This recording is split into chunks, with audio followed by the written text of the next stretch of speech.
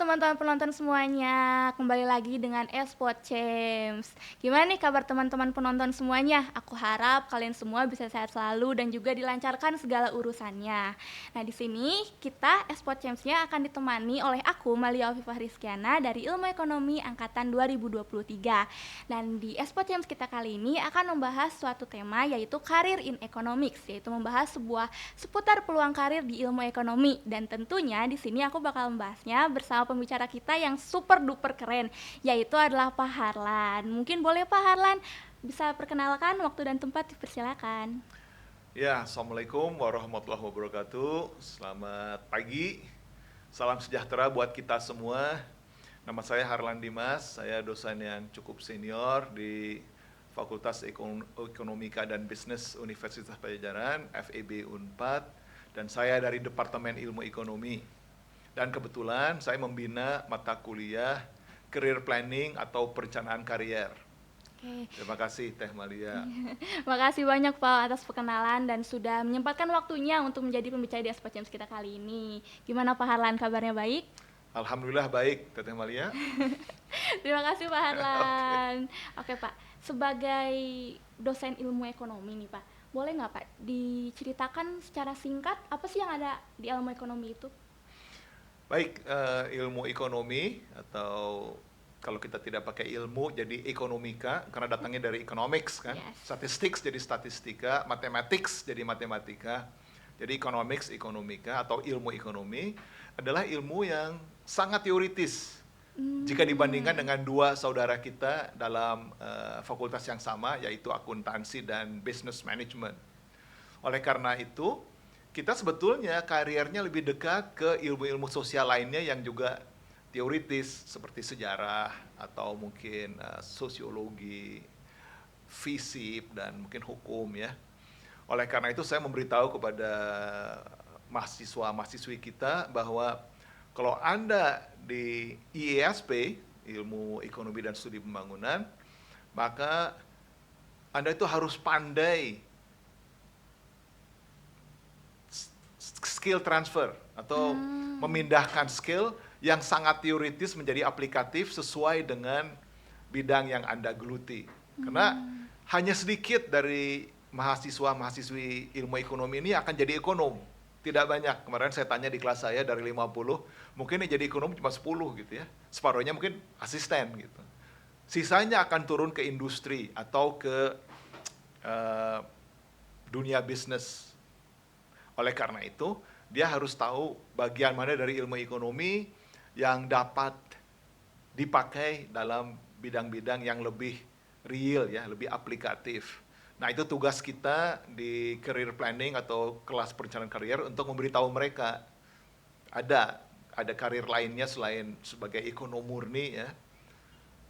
Dan ilmu itu dapat dipakai karena kita katakan kan insinyur banyak yang kerja di bank atau di lembaga keuangan, ya kenapa anak ekonomika tidak bisa? Pasti bisa juga gitu, hanya tinggal pakai ilmu bagian yang mana. Karena tentu tidak akan ditanya hal-hal teoritis seperti berapa Keynesian multiplier, itu pasti nggak ditanya ya kalau kita kerja di industri ya.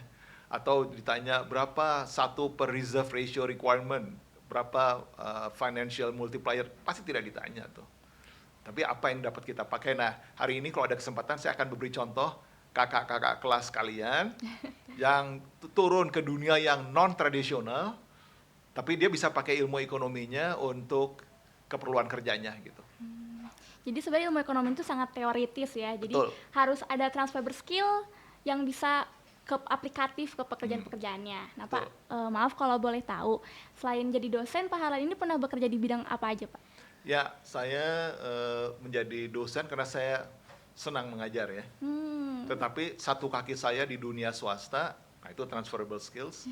Saya bekerja juga di perusahaan asuransi. Wow, Pak Harlan ini keren banget ya teman-teman, dia bekerja di perusahaan asuransi dan juga bisa menjadi dosen.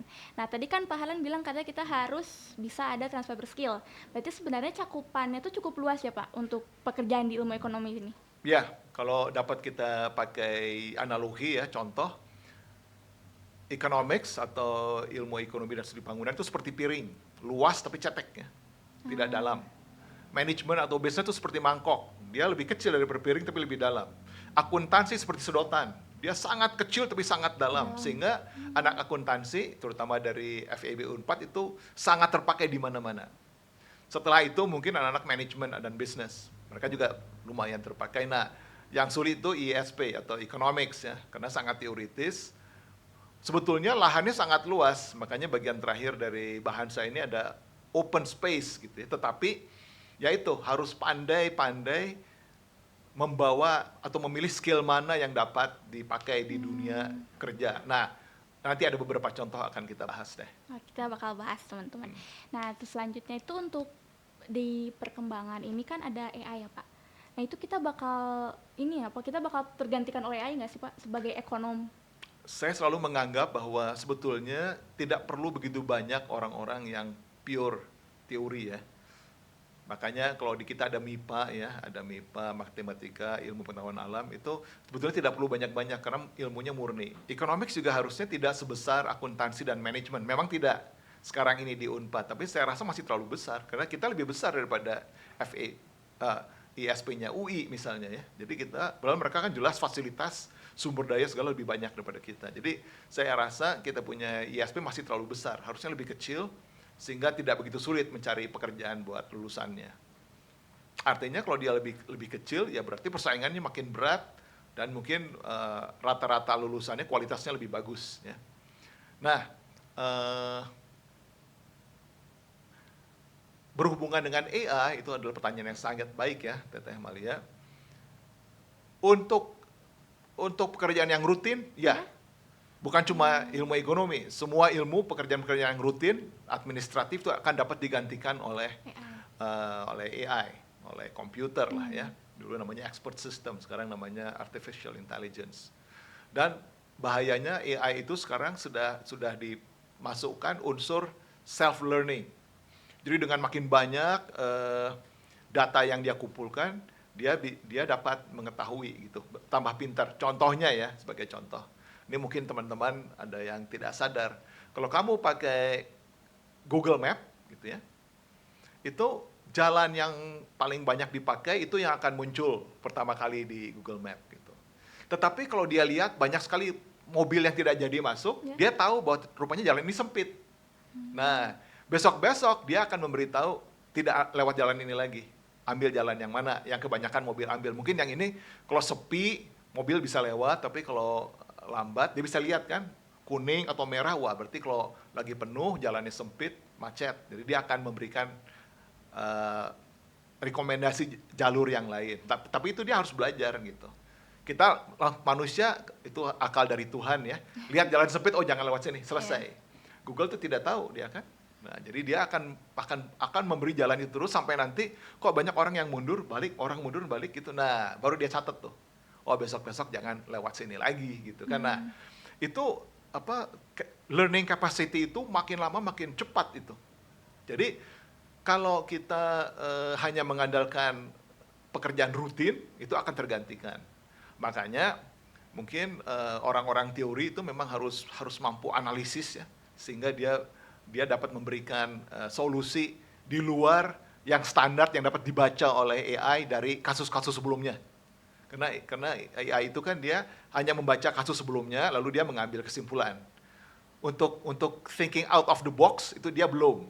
One day ya kalau lihat film Terminator ya I don't know, tapi saat ini belum. Jadi kita mengandalkan itu. Selain itu, orang tuh sebetulnya nggak perlu khawatir, ini revolusi AI ini masih lama gitu, masih lama ya. Jadi kalian nggak usah khawatir gitu. Apalagi negara berkembang seperti kita, pekerjaan orang itu masih banyak lah, kalian nggak usah khawatir. Dan ada satu pekerjaan yang akan makin membesar peluangnya dengan kemajuan robotics atau AI, yaitu service di mana kehangatan manusia itu masih diperlukan. Jadi di negara-negara yang sudah maju justru service seperti ini yang hilang kan, karena semuanya kamu berhubungan dengan software, berhubungan dengan layar, tidak ketemu orang. Nah kalau kamu ingin ketemu orang ya kan harus tetap ada orang.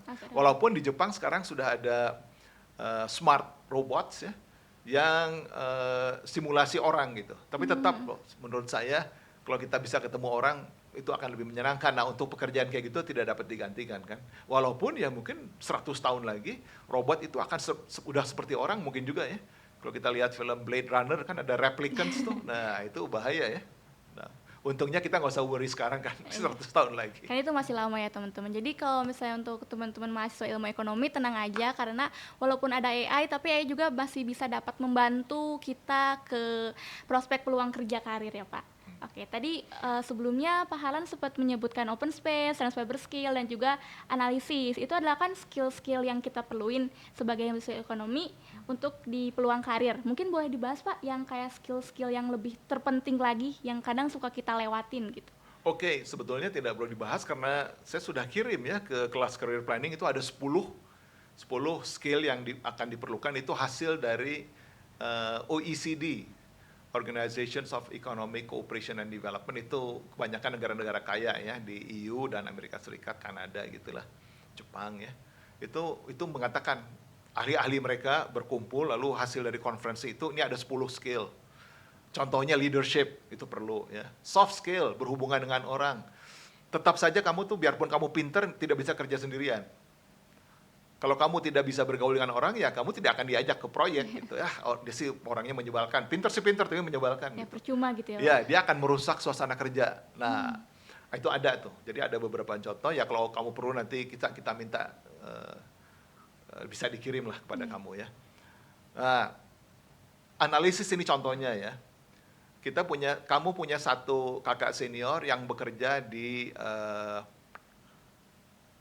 Cotton On ya. Cotton On itu perusahaan baju ya di bawah MAP, Mitra Adi Perkasa punya Khairul Tanjung ya. Waktu Mega Group. Itu ketika dia harus memilih baju mana yang harus ditampilkan untuk catwalk, ada pembukaan toko ya di Plaza Indonesia kalau saya tidak salah. Ini kejadian beberapa tahun yang lalu ya. Kan saingan-saingan dia, semua anak-anak yang magang ini di MAP itu mereka memilih berdasarkan selera. Oh, ini yang bagus nih, ini bagus, itu bagus gitu. Dia anak ekonomi, dia bukan anak seni, bukan seni rupa, bukan seni dari STC, bukan, dia anak ISP, FIB 4. Jadi untuk memilih baju, dia tuh mempelajari statistik gitu. Baju-baju mana di toko-toko lain yang laku. Nah, jadi dia pilih.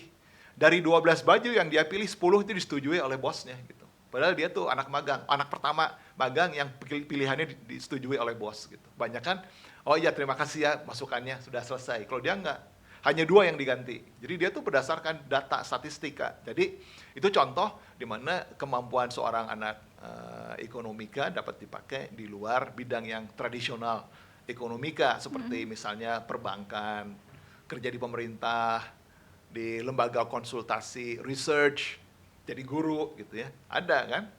Nah ini contoh dia kerja di butik, ada yang kerja di production house, pembuatan film gitu. Tugas dia itu melihat kalau misalnya ada seseorang bintang film minum, lalu ada teh botol gitu ya di minumannya, berapa detik dia di depan kamera pegang teh botol. Lalu dia bicara di bawah pelang tulisannya Bank Mandiri, itu Bank Mandiri mesti bayar berapa. Nah itu ada, itu juga bagian dari ilmu ekonomi. Itu bagian dari ilmu ekonomi, asal kau bisa pakai ilmu itu gitu. Tentu tidak, apakah fungsi ini strictly quasi concave, turunan pertamanya negatif, turunan keduanya positif, ya tentu tidak dipakai tuh kecuali kamu researcher. Itu kan traditional employment ya. Nah kita sekarang bicara non-traditional karena tidak banyak kok anak ekonomi yang mau kerja seperti itu, dan jangan-jangan tidak banyak juga lapangannya ya. Tentu yang pintar-pintar akan ke situ, tapi yang biasa-biasa mungkin akan turun ke industri. Nah kita juga, menurut saya kita harus mempersiapkan orang-orang alumni seperti ini supaya mereka tidak galau di pekerjaan gitu. Ya berarti ujung-ujungnya ke bagaimana cara kita mengaplikasikannya ya Pak? Ya artinya gini, kita harus benar-benar menguasai ilmu kita sehingga kita tahu yang mana nih ilmu yang dapat dipakai dalam situasi pekerjaan seperti ini. Selain itu, kamu ada di bahan kita ada namanya 100 days rule. Jadi anak ekonomika itu sering dianggapnya manja. Manja. Jadi artinya kalau tidak enak sedikit pindah gitu. Oh. Nah, padahal kita ada aturan 100 hari, itu artinya begini, suka tidak suka kamu harus bertahan paling tidak 100 hari. Jadi kamu harus tahan banting. harus legowo, diperlakukan tidak baik, apa boleh buat ya, 100 hari. Nah, kalau setelah 3 bulan lebih masih tidak suka, ya bolehlah pindah. Tapi harus ditahan, karena kalau Anda masuk ke dunia kerja yang baru, pastilah awal-awal itu tidak mudah, pasti perlu adjustment. Kita harus memperkenalkan diri, kita mengenal dunia baru segala macam. Jadi ya tidak boleh cengeng lah gitu. Nah itu katanya anak Unpad, bukan cuma FEB itu, dibandingkan dengan sekolah-sekolah lain yang bagus-bagus, kita agak cengeng. Tidak enak sedikit keluar. Gitu. Nah tidak boleh, kita harus tahan banting ya. Ya saya juga pernah baca sih Pak, kayak banyak yang bilang katanya generasi sekarang kayak generasi Z atau enggak, itu tuh disebut sama milenial katanya cengeng, terus kayak apa-apa pindah gitu. Jadi setidaknya kita bertahan selama 100 hari ya teman-teman untuk di peluang kerja nanti. Nah, oke, mungkin selanjutnya Pak Harlan, maaf nih saya mau tanya. Ini menurut saya kayak kalau misalnya Pak Harlan sendiri, itu Pak Harlan lebih bekerja mementingkan uang apa pengalaman? Atau kayak misalnya Pak Harlan baru lulus nih, Pak Harlan lebih memilih untuk kayak memperluas pengalamannya atau lebih milih untuk kayak ya sekarang mending uang dulu deh yang dicari kayak gitu. Itu pertanyaan yang sangat bagus, Teh Malia, dan saya gembira kau mengajukan pertanyaan seperti itu. Terus terang, ada istilah dalam ilmu ekonomi, hanya ayam tidak suka uang. Gitu. Ya, ayam kan nyarinya makanan. Nasi. Iya, nasi atau jagung gitu ya. Tentu kalian perlu uang lah, apalagi anak masih baru. Kalau kalian datang dari keluarga yang mampu, syukur kalian bisa pilih-pilih. Kalau tidak suka, tidak diambil pekerjaan. Tetapi mungkin kalau kita lihat ya, Unpad ini kan 20% harus menerima mahasiswa dan mahasiswa yang tidak mampu. Itu tugas kita. Karena kita punya UKT kan sudah tinggi. Iya. Tapi sebagai kompensasinya, kita tidak boleh mengusir anak asal sudah lulus tes hanya karena tidak dapat membayar uang sekolah. Kita tuh bukan sekolah swasta, sekolah negeri. Tugas kita mencerdaskan bangsa, dia kaya atau tidak gitu kan. Nah, jadi untuk orang-orang dari keluarga seperti itu, ya mungkin dia harus langsung mencari pekerjaan yang ada hasilnya gitu. Nah, jadi saya pikir setelah itu, nah dia dapat bertanya kepada dirinya sendiri, oke, saya mau kejar uang dulu. Jadi sekarang katakanlah sudah cukup ya. Yeah. Dia ngirim kepada orang tuanya, membantu adik-adiknya segala macam sudah cukup. Nah, berikutnya apakah dia akan mengejar uang terus atau dia ingin memperluas pengalaman ya, membuka wacana wawasannya gitu ya. Kalau dia misalnya, oh saya nggak begitu butuh duit banyak, sudah cukup, ya dia dapat saja katakanlah ngambil S2 misalnya. Walaupun saya pikir mungkin sebaiknya ambil S2, S3 itu setelah kamu kerja cukup lama, sehingga kau tahu bidang apa yang kamu mau, apa yang kau suka gitu kan. Banyak kita di sekolah kita, karena sekolah kita kan anaknya pintar-pintar ya. Jadi begitu lulus, langsung ambil S2. Masih segar kan, bagus, cepat, tapi mungkin nanti dia akan dapat gelar di bidang yang belum tentu dia suka dalam jangka panjang gitu. Jadi mungkin bagus juga dia kerja setahun, 2 tahun, 3 tahun baru ambil S2 gitu. Tapi kan tentu ya itu kan dalam career planning kan kita bicara kamu tipe orang seperti apa, mau yang cepat biar aman atau mau cari pengalaman dulu lalu sekolah lagi atau cari pengalaman dulu lalu pindah pekerjaan. Karena kan ada yang istilah jeleknya kutu loncat ya. Jadi kamu dibayar sedikit pindah, bayar sedikit pindah. Tentu setiap kamu pindah itu gaji kamu naik. Tetapi kamu tidak dapat membina karier seperti itu. Karier itu kan kamu harus nongkrong satu tempat. Lalu naik ke jenjang lebih tinggi ya. Jadi kalau kamu pindah-pindah sering, itu saya pikir kalau masih muda bolehlah. Tapi usia 30 gitu you have to think about settling down. Kita mau di mana nih? Kita mau seperti apa karir yang kita ingin bina. Nah, itu. Jadi di kelas ini kan kita bicara tuh soal hal-hal kayak seperti ini. Jadi mau ngejar uang dulu atau nambah pengalaman. Kalau kamu tidak punya beban finansial, orang tua cukup mampu, saya bilang cari pengalaman. Itu lebih baik dalam jangka panjang. Tapi kalau kamu tidak dalam keadaan seperti itu, kamu harus terus membiayai adik, orang tua harus dibantu juga, ya mungkin apa boleh buat ya. Kamu mementingkan uang dulu, mungkin nanti sedikit dibayar lebih tinggi pindah, mungkin aja ya. Jadi kita loncat dulu, tapi nanti setelah usia tertentu, beban kamu sudah berkurang, baru kamu pikir, oke, saya mau apa sih sebetulnya dalam hidup ini gitu. Karena kan karir itu adalah sebagian dari hidupmu ya, curriculum vitae, perjalanan hidup ya. Jadi kalau kamu banyak uang tapi you are not happy in your work, apakah worthy? Itu saya nggak tahu. Ada juga orang gini, yang penting saya kaya, nanti kalau saya mau kerja sesuatu yang saya inginkan, ya saya hobi aja. It's also possible. Jadi bisa aja kita pekerjaan yang tidak kita sukai, tapi gajinya besar. Ya, kita kejar apa yang kita sukai lewat hobi, bisa kan? Nah, economics nggak bisa hobi, itu berat ya. Tapi kalau yang lain-lain ya, misalnya kalau kata orang sudah ngomean mesin mobil, itu bisa hobi gitu kan. Nah, kayak gitulah. Oke, terima kasih Pak Harlan atas. Jadi itu pertanyaan pribadi saya sih, jujur saya penasaran aja. Oke, mungkin Pak untuk selanjutnya, selain skill-skill yang tadi, yang kayak analisis yang tadi Pak Harlan sebutkan, sebenarnya perbedaan budaya, itu kan perbedaan budaya pekerjaan tuh pasti beda ya di antara suatu perusahaan gitu. Nah itu tuh gimana cara kita mengatasi hal-hal tersebut Pak? Jadi perusahaan yang baik itu dia punya tahapan. Misalnya kalau kita lihat negara ya, perusahaan negara misalnya atau lembaga negara itu BI, OJK, terus lalu Kementerian Keuangan ya. Kalau yang untuk para insinyur mungkin Pertamina, PU, Telkom gitu. Mereka tuh punya tahapan dalam rekrutmen ya, dalam pencarian pekerja ya.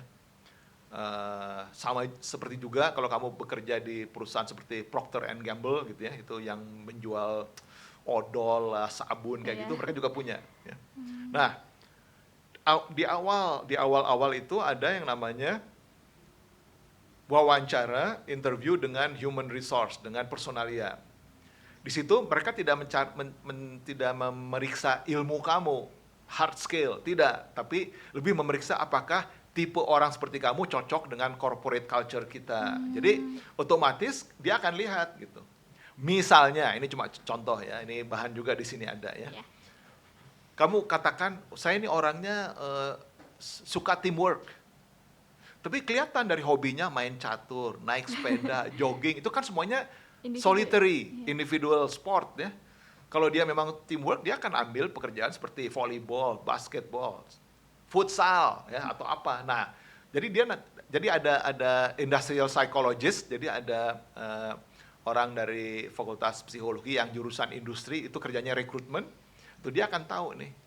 Jadi kalau Anda sebagai seorang alumnus ilmu ekonomi atau ekonomika, kalau kamu ingin pekerjaan yang soliter ya kita cari pekerjaan ke situ. Kalau memang pekerjaan ini harus bergu ya, harus berkelompok, ya ada pekerjaan seperti itu gitu.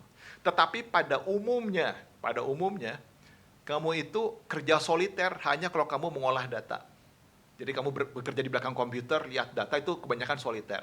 Sekali-sekali ngumpul membahas, tapi udah gitu kamu kerja soliter ya. Jadi kerja consulting, jadi researcher, data entry, data analis itu kebanyakan soliter. Dan uang itu tidak di situ tuh. Jadi Teh Malia perlu tahu bahwa uang itu kebanyakan kalau kamu ketemu orang. Makanya orang-orang marketing itu, biarpun katakanlah dia di awal-awal karirnya gajinya kecil, nanti setelah 10 tahun lagi mungkin dia melebihi teman-teman yang lain karena dia akan hidup dari komisi, bukan dari gaji. Menjual sesuatu kamu dapat sekian persen gitu ya. Nah, yang jelas dia dalam asuransi begitu ya. Sehingga orang-orang yang ketemu ekonom yang ketemu orang ini dalam jangka panjang dia akan lebih makmur daripada ekonom yang cuma mengolah data biasanya. Walaupun seorang yang mengolah data, seorang ekonom mengolah data, dia kan akan naik pangkat sehingga dia akan duduk di managerial level. Nah, dia bakal ngurus orang.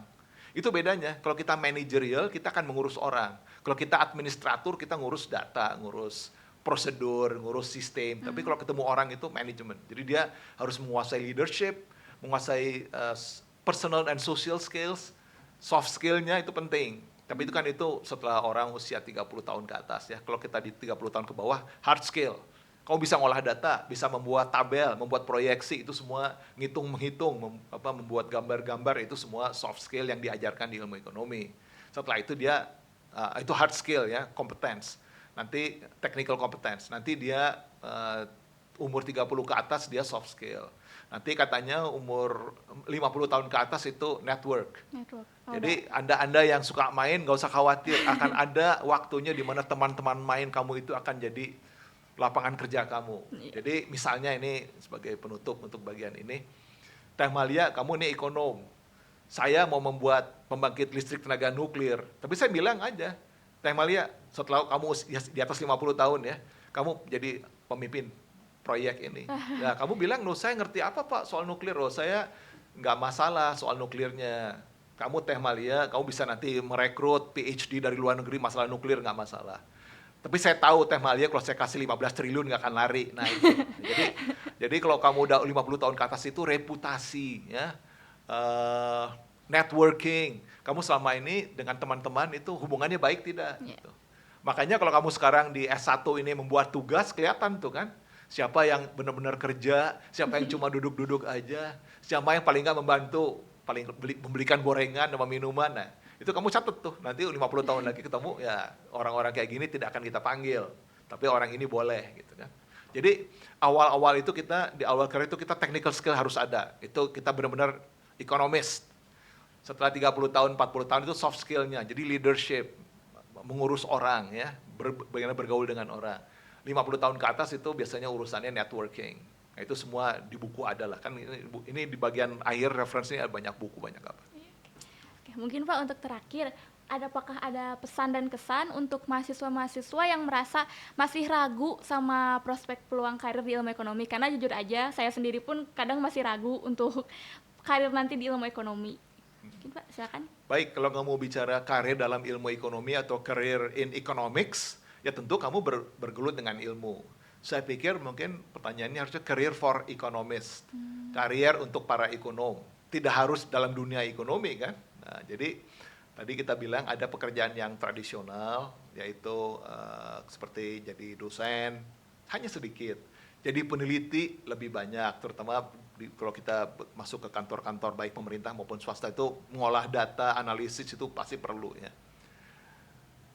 Lalu ada yang non tradisional seperti tadi, dia kerja di butik atau kerja di industri ya dalam perusahaan dan dia harus pakai ilmu-ilmu mana yang dapat dipakai. Jadi saya pikir kamu sudah ada di sekolah yang bagus, jurusan yang bagus. Jadi mestinya kamu tidak usah galau, tapi kamu memang harus menguasai ilmu kamu ini, ilmu ekonomi ya. Lalu ditambah dengan hal-hal lain yang nanti akan perlu di pekerjaan yaitu soft skill. Nah itu kan kamu akan pelajari kalau kamu aktif di HIMA atau di BEM atau di organisasi yang lain apapun juga asal kamu belajar gitu. Jadi kamu nanti punya hard skill, punya soft skill. Nah networking ya kamu bidan dari sekarang. Ya. Dari saya untuk sekarang kayaknya cukup tuh Malia. Terima kasih untuk Pak Harlan. Nah, jadi teman-teman untuk mahasiswa-mahasiswa baru apalagi ya, kalian nggak perlu ragu atau kalian nggak perlu khawatir sama peluang karir yang ada di ilmu ekonomi karena emang luas di ilmu ekonomi itu bisa jadi apa aja gitu untuk sebagai seorang ekonom. Nah, terima kasih Pak Harlan atas insight-insight yang telah diberikan, terus juga saran-saran untuk mahasiswa-mahasiswa di ilmu ekonomi. Mungkin segitu saja dari Espotchamps kami. Jangan lupa untuk memfollow YouTube Espotchamps dan juga Spotify-nya. Terima kasih teman-teman yang sudah menonton Espotchamps kali ini. Sampai jumpa di pertemuan selanjutnya. Dadah. Terima kasih Pak Harlan.